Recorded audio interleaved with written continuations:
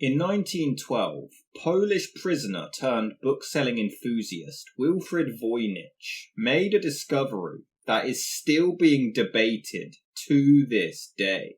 A book written in a completely unknown language, with bizarre illustrations with seemingly no comprehensible meaning. Hello and welcome to Seeking Answers, and this is the mysterious Voynich manuscript.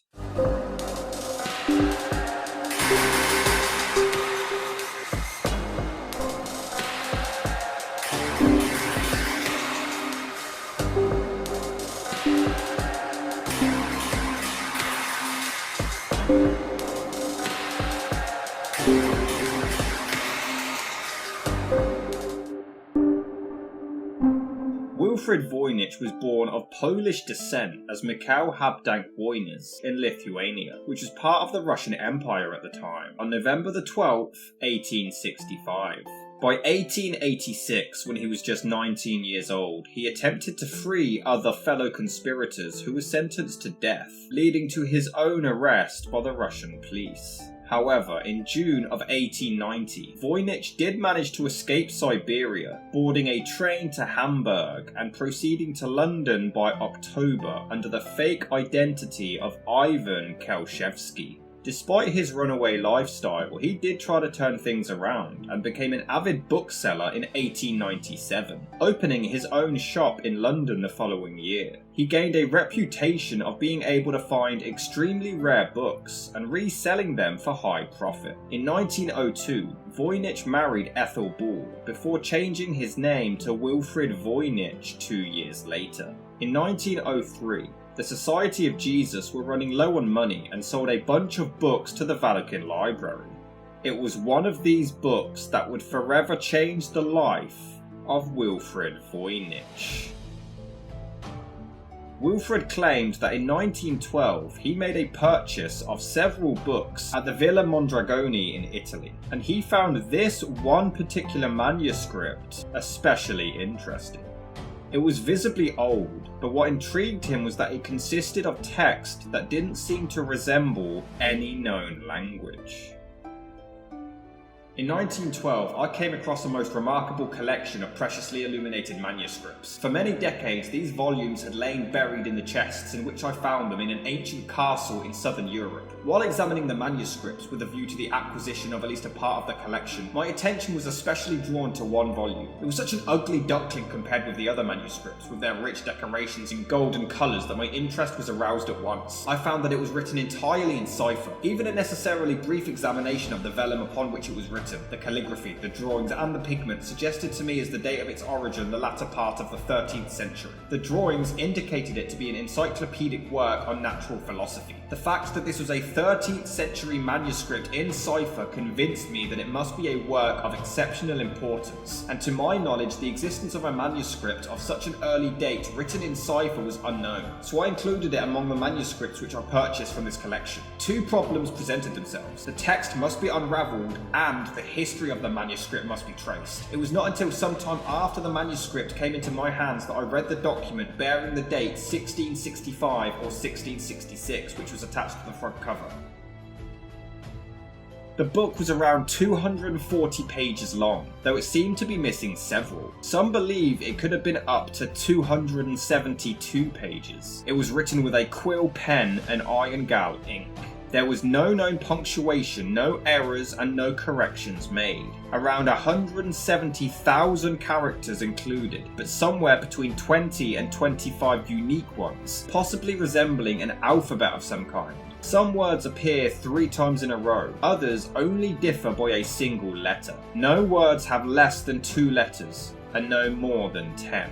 There were also strange illustrations that resembled unknown plants, naked women, possibly pregnant, bathing, connected by tubes and flowing fluids, strange objects, zodiac symbols, stick-like arms and legs, corpses, floating heads, dragons and castles. His wife Ethel was a translator for Russian, Polish and French, but she too didn't recognise any words from the text. The couple spent 3 years trying to decipher the words before making it public, in hopes of others across the globe having more luck. They spent 7 years together trying to gain the interest of scholars in hopes that they could crack the code, to no avail. In 1914, Voynich opened another bookshop in New York City, and 3 years later his London store relocated to Piccadilly. He was actually investigated at this point, as he claimed to have owned some texts that dated as far back as the 11th century, and could be worth over $500,000 at the time. The couple did emigrate to the United States in 1920, and they dedicated their lives to finding out what this book meant. But unfortunately, Wilfrid Voynich passed away from lung cancer on March the 19th, 1930, without ever getting his answer. The book remained in his wife's hands until she followed suit, dying on July the 27th, 1960, at the age of 96. At this point, the document was given to her friend Anne Neal, who sold it just a year later to an antique book dealer named Hans P. Krause. However, he was unable to find an interested buyer and gave it away to Yale University in 1969, where it remains to this day, and the mystery continues. But the language inside the document is only one mystery. First, we need to look at where it came from.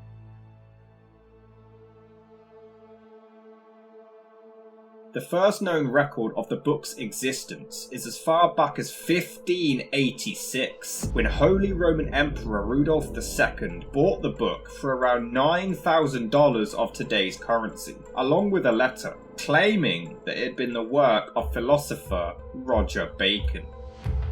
Upon discovery of the book in the 20th century, Voynich did manage to find a name inside, faintly written as Jacob A. Tepinens, which would have been a reference to the Latin Jacobus Sinapius. Rudolph had ennobled him in 1607 and made him his personal physician. It's a possibility that he now had ownership of the manuscript at this point, though it's believed that Voynich may have actually forged this on the book himself to try to increase its value, as the writing supposedly lasted 300 years, but then after just a few more decades, upon reanalysis, it began to fade.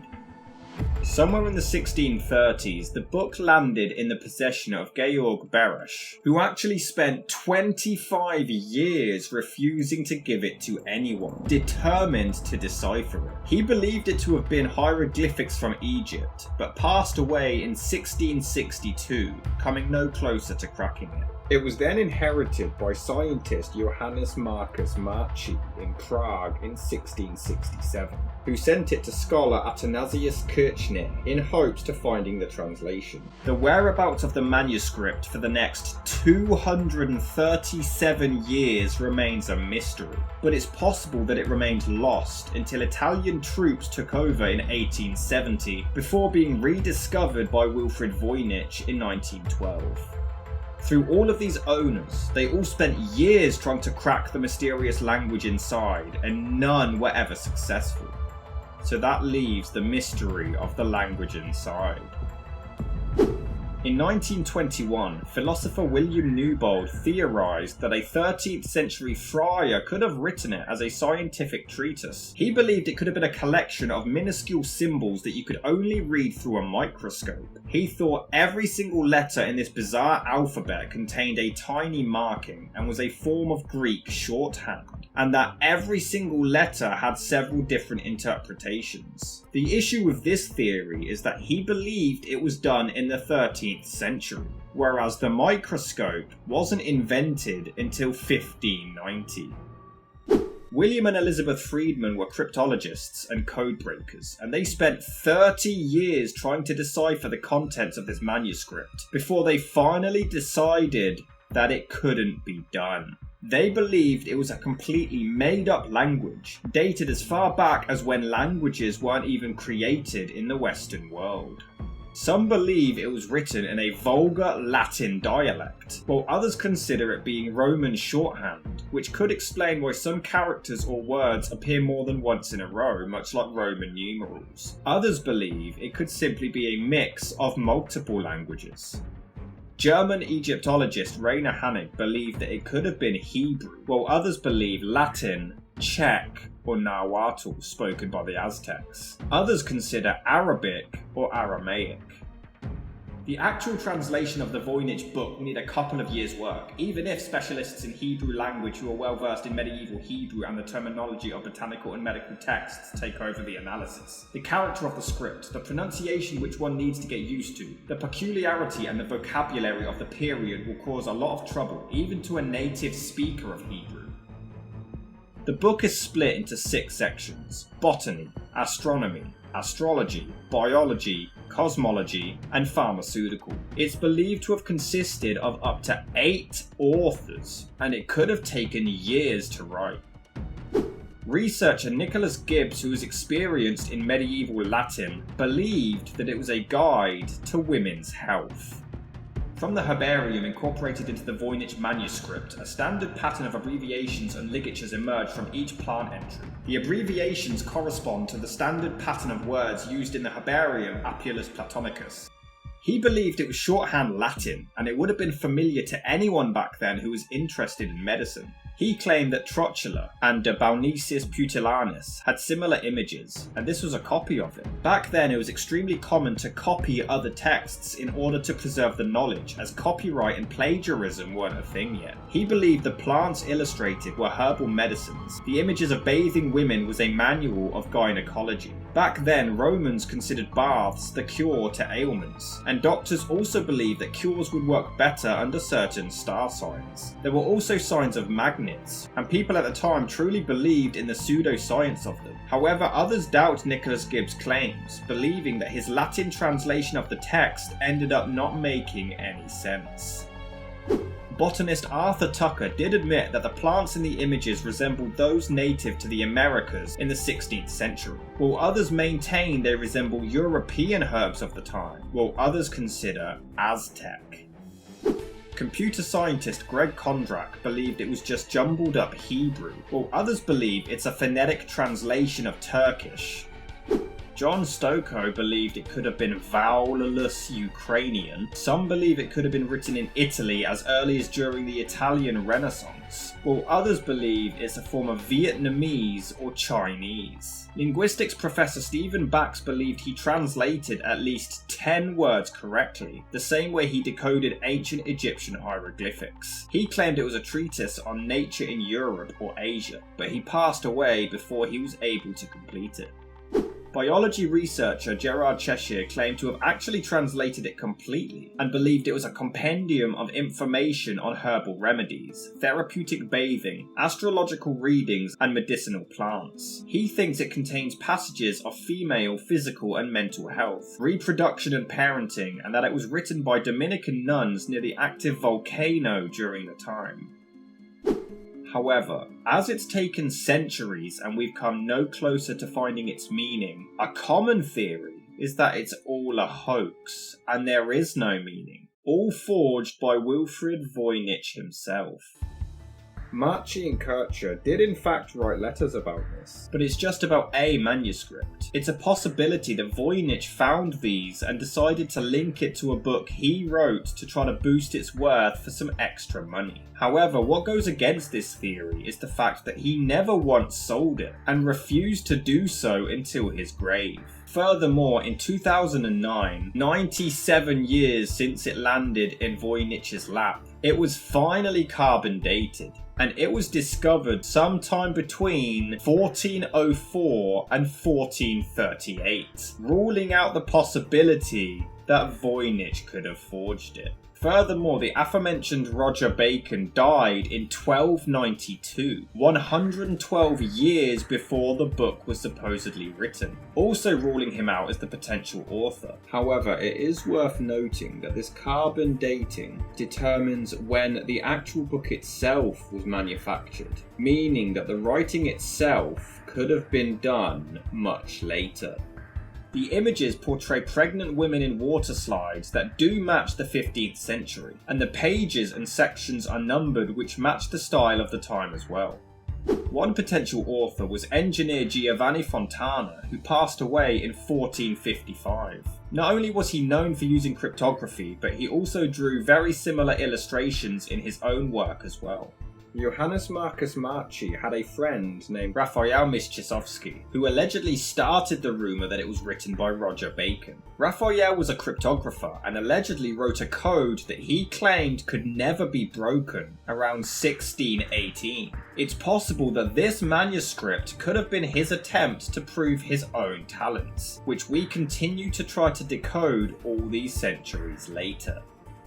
Another possible author is astronomer and consultant for Queen Elizabeth I, John Dee. Some believe Dee and his scryer Edward Kelly, who lived in Bohemia at the time, could have written the manuscript and tried to pass it off as Roger Bacon's work to try to sell it. Some do still believe it was John Dee who owned it before selling it to Rudolph II, but there are no records to confirm or deny this. Another theory is that it was Albertus Magnus due to the writing matching some of his own work, but nothing is conclusive. Another possible author is 16th century author Anthony Ascham, who wrote a book called A Little Herbal, which does bear some strong similarities. The main theory that continues to linger is that it's all a hoax, just not by Wilfrid Voynich.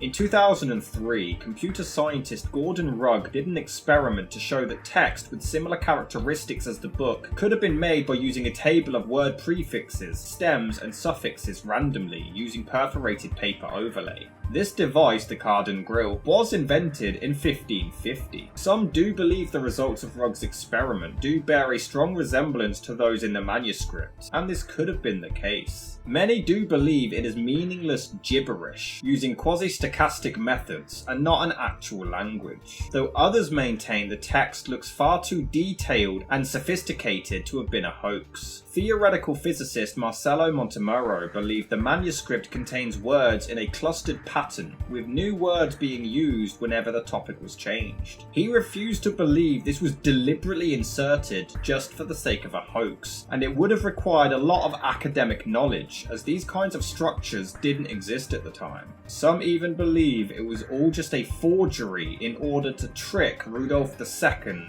into buying it. We have a rough idea of when the ancient book was written, and we have numerous possible authors, but we are still no closer to finding out why it was written and in what language, if at all any. This manuscript was discovered again 110 years ago, but written centuries earlier, and despite countless attempts, cryptographers, code breakers, linguists, scientists, and experts around the world continue seeking answers.